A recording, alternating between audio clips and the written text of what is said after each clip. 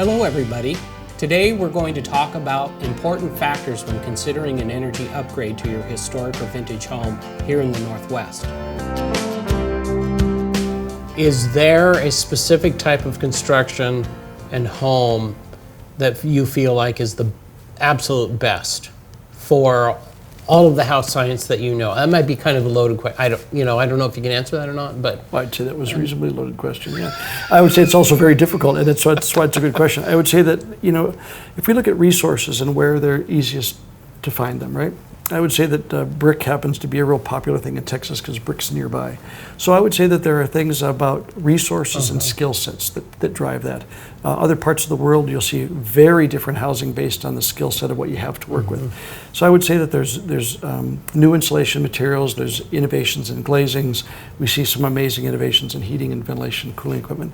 The Japanese have come up with the variable refrigerant flow equipment that can vary refrigeration and move the energy around the building itself. So I think there's some really nice innovation, but I think again it's going to be driven by us as occupants of buildings. And what do I want, and where do I want to live, and is transiency going to be part of my life? And would I want to buy a house that I could maybe sell it off and have someone else move into it, or after 5 years get rid of the one module and add something else? So I would say that we know at least how to build very energy efficient buildings. California will move towards building zero energy buildings, buildings that produce the same amount of energy as they use by the year 2020 is minimum building code. So we're less than 2 years away from houses being built with that in mind. So imagine how that'll affect the rest of the country. Can we imagine that the US, which builds a little over 1 million homes a year, starts to build houses that don't need outside energy? And are there people that want that? And I think everybody would feel comfortable with saying that I come home, I plug my car into the garage, which is powered by the sun. The sun then powers my house. We know that there's enough sunlight striking the planet in a day to power the world's needs for a year.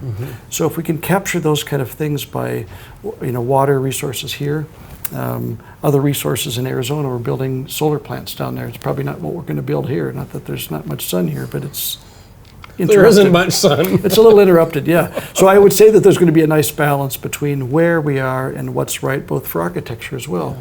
I think the architecture of the desert Southwest doesn't really fit up here. So I think there's all those balances about how people live, the local skill set, local resources, and how do we make buildings that also have historical significance. And architectural beauty. Architectural beauty. If you go to other parts of the world, you look at the architecture and go, this is Morocco, it's beautiful.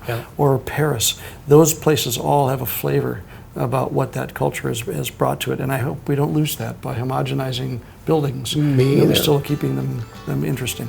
Great. Thank you so much. That was awesome. Thank you, sir.